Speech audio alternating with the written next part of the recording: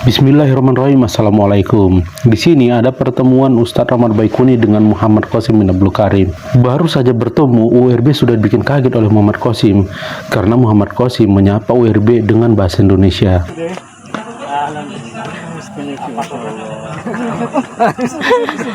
Lalu di sini kita akan melihat Muhammad Qasim bin Abdul Karim berjalan di depan, sedangkan WRB masih di belakang karena ia masih menyelami orang-orang yang bersama dengan Muhammad Qasim. Nah, di sini kita bisa melihat adabnya Muhammad Qasim bin Abdul Karim ketika dia menunggu Ustadz Rahmat Baikuni untuk bisa berjalan bareng ke depan. Alhamdulillah, disinilah perbincangan pun dimulai antara Ustadz Rahmat Baikuni dengan Muhammad Qasim bin Abdul Karim. Bagi kalian yang mendengarkan, tolong simak baik-baik dan perhatikan setiap apa yang disampaikan di dalam pertemuan ini.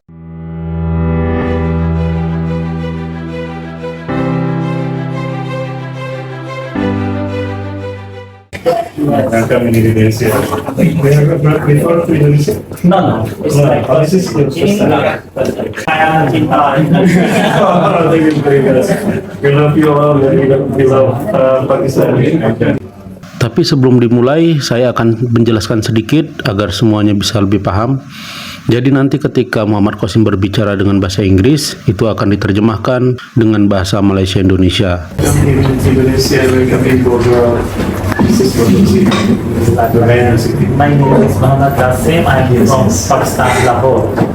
And actually, when I was 17 years old, I started to see dreams regularly. And till today, I am seeing these dreams, and I never share these dreams with anyone, not even my family members or so. I keep them with myself, and I say myself, I don't know why these dreams, I have seen these dreams. And in 2014, actually, Prophet Muhammad Sallallahu Alaihi Wasallam and Allah ordered me to share my dreams with others. So after it, I got confused where to start, how to start, how people will believe on my dreams when they not even know me. And slowly then in 2015, I started to share my dreams online YouTube, and it's been a long journey, and people started to believe on the dreams. But one thing I have noticed that Indonesian, Malaysian people believe more and first on the dream.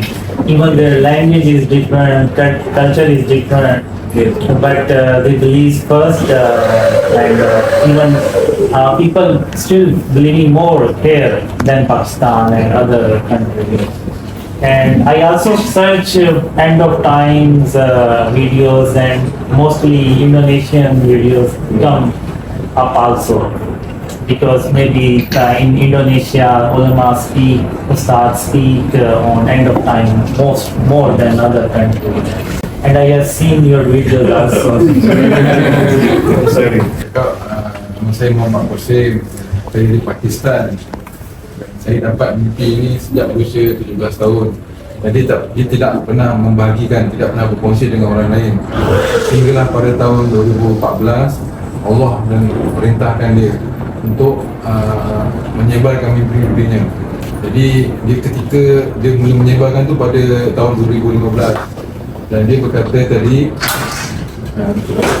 dia Alhamdulillah dengan rahmat Allah, dia lebih ramai orang percaya mimpi dia daripada negara Indonesia berbanding dengan negara Pakistan, berbanding dengan negara lain. Dan dia kata dia banyak juga melihat video-video di YouTube, dan dia dapati sebenarnya yang banyak berbicara tentang akhir zaman ni adalah ulama-ulama dari Nusantara, dari Indonesia berbanding dengan ulama-ulama negara lain. Jadi sebenarnya itu. Sebagai tambahan, usia 17 tahun tadi adalah beliau mulai mendapat mimpi secara teratur, rutin. Jadi sebelumnya sudah ada mimpi-mimpi, tapi masih di usia 5 tahun, 13 tahun, baru setelah 17 tahun rutinnya. Dia kata Pak Ustaz bertanya berapa kali mimpi Allah dan Rasulullah.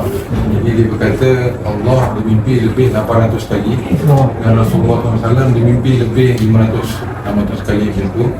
Dan sebelum dia meneruskan kata-katanya, dia kata saya tidak pernah claim apa-apa gelaran yang besar seperti mana yang orang-orang ada grup di Indonesia ni yang mengatakan dia Mahdi, dan ada grup di Pakistan pun begitu mengatakan dia ni Mahdi, tapi dia tidak pernah claim begitu, dan insyaAllah dia takkan claim sampai bila-bila pun dia takkan claim katanya. Dan dia juga kata dia hanya melakukan kerja penyebaran mimpi ni pun sebab Rasulullah yang suruh dalam mimpi dia, yang tadi tu kan, pada tahun 2014 tu kan. Kalau tak, dia pun tak nak sebarkan, tapi sebab Rasulullah yang suruh, dia menyebarkannya. Dan dia kata lagi tadi, mesej utama mimpinya adalah untuk menghindari syirik dan segala bentuknya. Dan seperti yang dia kata tadi, dia juga bercerita salah satu hadis di mana Nabi SAW ada appointment dengan Jibril nak masuk rumahnya, tapi Jibril tak masuk sebab ada gambar di langsirnya tu kan. Dan Nabi SAW pun membuang gambar itu, barulah malaikat masuk dalam rumah. Dan dia kata lagi tadi, satu hadis lagi yang malaikat rahmah pun tak masuk ke rumah yang ada gambar. Jadi itulah dia kata sebenarnya syirik yang di zaman sekarang kita ni, umat Islam pun ada gambar, ada patung gambar yang tidak ada keperluannya, dan patung-patung sebagai hiasan dalam rumah. Itulah syirik yang umat Islam masih mengamalkan. Beranjak dari kedua hadis yang disampaikan tadi, paling tidak kita bisa memahami bahwa ketika ada gambar di dalam rumah, maka malaikat rahmat tidak mau masuk. Padahal beliau adalah hamba yang paling mulia. Sedangkan kita manusia biasa, bukan nabi, bukan pula rasul. Akan tetapi, kita pula yang lebih banyak memiliki gambar di rumah. Bagaimana malaikat rahmat mau masuk, dan bagaimana pula Allah mau menolong kita jika tali penghubungnya aja terputus. Nah, inilah yang terjadi sekarang. Hampir semua umat muslim memiliki gambar di rumahnya. Mau kita percaya atau tidak percaya dengan mimpi Muhammad Qasim, akan tetapi di hadis jelas bahwa malaikat tidak akan masuk ke dalam rumah yang terdapat gambar ataupun patung, baik itu disembah ataupun tidak disembah. Daripada kita menjadi pelaku syirik, lebih baik kita menghindarinya. Hal ini adalah sebuah kesadaran yang disampaikan oleh Muhammad Qasim bahwa untuk umat muslim bisa mendapatkan pertolongan Allah harus menghindari peringatan syirik modern ini dari bentuk dan jenis syirik lainnya. Dan sekaligus menunjukkan bahwa mimpi Muhammad Qasim adalah kebaikan, dan mimpi yang baik datangnya dari Allah Subhanahu wa Ta'ala. Menteri Ustaz tanya tadi, macam mana Qasim meyakini bahawa itu adalah Allah dan itu Rasulullah kan? Dia menjawab, pertama sekali dia menjawab, ini adalah semata-mata rahmat dari Allah. Dia kata dirinya orang yang berdosa juga, macam kita semua ni, sinful, orang yang berdosa juga kan.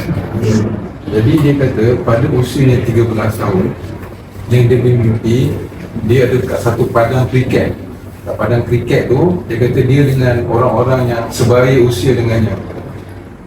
Jadi pada ketika itu dia kata Allah dan Rasulullah dalam mimpinya, Allah berkata kepada Rasulullah, anak yang mana yang kau pilih? Jadi Rasulullah tunjuk kepada dirinya, tunjuk kepada Qasim.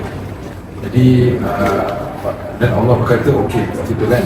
Jadi ketika usianya mencapai 17 tahun, dia dah sering mengalami mimpi secara berutusan Allah dan Rasulullah ni.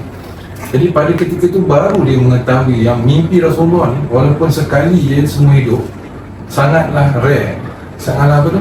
Jarang. Sangatlah jarang sekali. Ya, sudah saya tahu. Yang tadi tu, kemudian pada usia dia 17 tahun tu baru dia mengetahui yang mimpi Nabi ni sebenarnya sangat jarang kan, sangat susah. Jadi ketika tu, sebelum tu dia merasakan orang lain semua bermimpi macam dia. Dia merasakan semua orang bermimpi macam dia, cuma orang tu tak cerita, aku pun tak cerita. Jadi ketika dia mengetahui bahawa mimpi ni rare, dia rasa terkejut. Ketika usia 17 tahun dia kata, kenapa aku bermimpi Rasulullah banyak kali, Allah dalam mimpi dia. Jadi apa nama, dia kan orang yang berdosa. Jadi pada akhir sebenarnya You should be matched with the Quran.